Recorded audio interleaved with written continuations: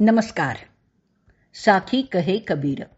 कबीरांचं दोहे आणि त्याचं स्वैर मराठी रूपांतर. हे रूपांतर केलेलं आहे सौ मनीषाताई अभ्यंकर यांनी. आपला भाग चाललाय 324वा सुमिरन को अंग. दोहे आज आपण घेणार आहोत 53 ते 56. प्रथम आपण 53वा दोहा ऐकूयात.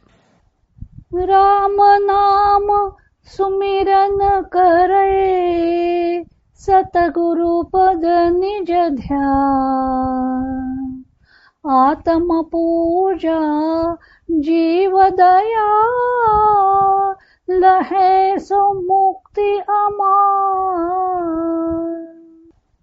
राम नाम सुमिरन करे, सतगुरु पद निज ध्यान. आत्म पूजा जीव दया, लहे सो मुक्ति अमान. अमान या शब्दाचा अर्थ आहे खात्रीने. दोह्याचा अर्थ ऐकूयात. जो जिज्ञासू भक्त विनम्र भावाने आपल्या सद्गुरुचरणी आपलं ध्यान लावतो आणि अंतर्यामी परमात्म्याचं नामस्मरण करतो, तसंच दयाभावाने जो सर्व भूतमात्रांचं आत्मरूप जाणून पूजन करतो, तो अवश्य मुक्ती प्राप्त करून घेतो. कबीरांनी या साखीत 4 मुद्द्यांवर भर दिलेला आहे आणि साधनेचा आराखडा काढून दिला आहे. 1 नामस्मरण, 2 सद्गुरूंचं ध्यान, 3 आत्मचिंतन आणि 4 सर्वानुभूती दया. नामस्मरण हे श्वासागणिक करायचं असतं. त्या नामस्मरणाचं अजपाजपामध्ये रूपांतर व्हायला हवं. ही सर्व साधना कशी करायची ते सद्गुरू शिकवतात. त्यामुळे सद्गुरूंशिवाय ज्ञानप्राप्ती होत नाही असंच म्हटलं जातं. सद्गुरीपदी भाव ठेवणं म्हणजेच निज ध्यान. आत्मपूजा म्हणजे आत्मचिंतन. सद्गुरू तत्वमसी मंत्राचा उपदेश करतात आणि साधकाला साधनेने सर्वम खल्विदम जगत असं ज्ञान होतं. मग त्याला सर्व प्राणी मात्र आत्मवत दिसायला लागतात. आपोआपच सर्व भूतमात्रांबद्दल तो दयाशील बनतो. हा साधन सोपानच आहे. आता आपण या दोह्यावरची मराठी साखी ऐकूयात. सद्गुरु पद चिंतूनी जीवा, नाम स्मरण करावे. मुक्ती प्राप्त होई त्यास जो, पाहि आत्म भावे. सद्गुरु पद चिंतूनी जीवा, नाम स्मरण करावे. मुक्ती प्राप्त होई त्यास जो, पाहि आत्म भावे. 54वा दोहा ऐकूयात. जब ही नाम हृदय धर्या, भयो पाप का नाश. मानो चिनगी अग्नि की, परी पुरानी घास. दोह्याचा अर्थ ऐकूयात. जो परमेश्वराचं नाम हृदयात धारण करतो, त्याच्या सर्व पापांचा नाशच होतो. जणू ते नाम म्हणजे अग्नीची ठिणगी आहे, जी पापरूपी वाळलेलं गवत जाळून टाकते. कबीरांनी इथे नामाचं सामर्थ्य सांगितलेलं आहे. जे अग्नीचं सामर्थ्य असतं तेच अग्नीच्या ठिणगीचंही असतं. वाळलेल्या गवतावर अग्नीची ठिणगी जरी पडली तरी ते धडाडून पेटतं. तसंच भगवंतांचं जे सामर्थ्य आहे तेच सामर्थ्य त्याच्या नामातही आहे. अग्नीच्या ठिणगीसारखं तेही पाप जाळून टाकण्याचंच काम करतं. नामधारकाचं नामस्मरणामुळे अंतःकरण शुद्ध होतं आणि शुद्ध अंतःकरण असलेला जीवच मोक्षाचा अधिकारी असतो. आपण आता या दोह्यावरची मराठी साखी ऐकूयात. नाम हृदयामध्ये धरता, होई पापाचा नाश. ठिणगी पडली गवतावरी, जर करी गवता नाश. नाम हृदयामध्ये धरता होई पापाचा नाश. ठिणगी पडली गवतावरी जर करी गवताचा नाश. पुढचा दोहा 55वा ऐकूयात. बाहर क्या दिखलाए अंतर जपिए राम. कहाँ काज संसार से तुझे धनी से काम.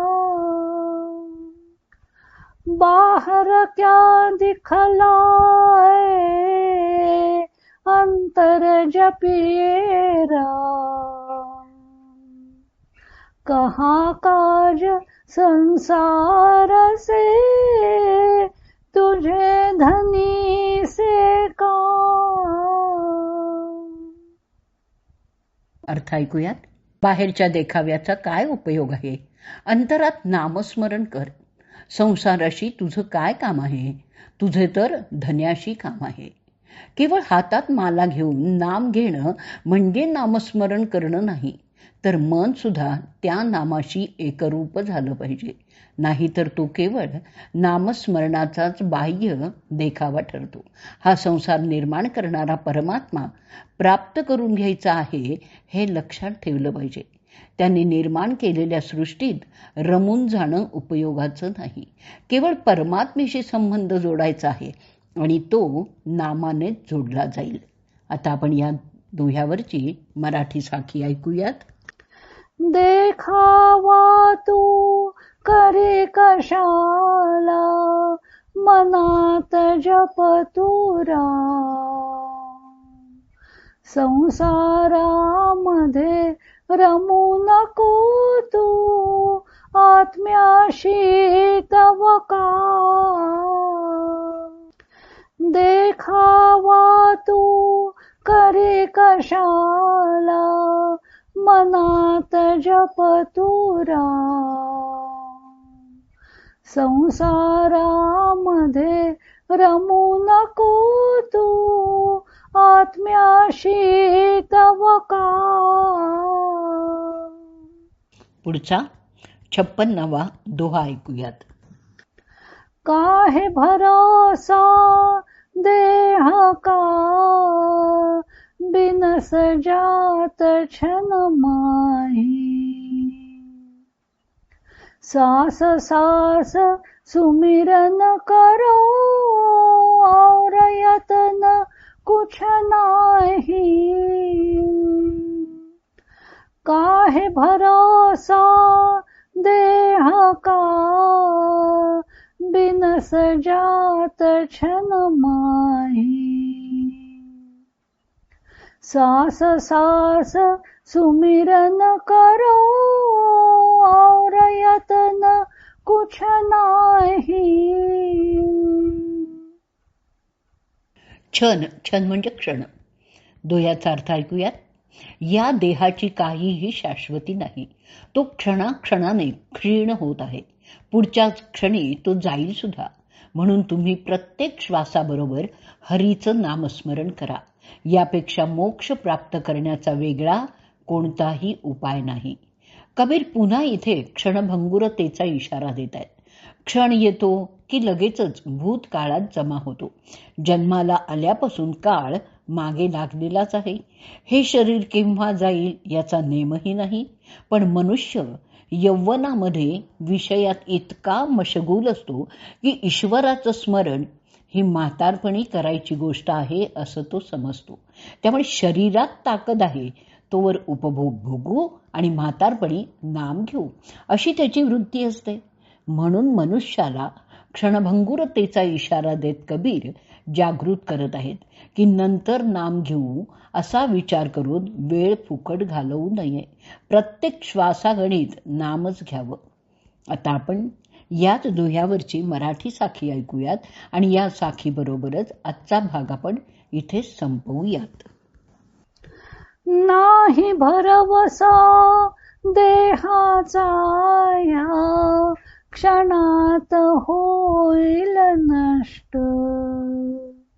श्वासोच्छ्वासी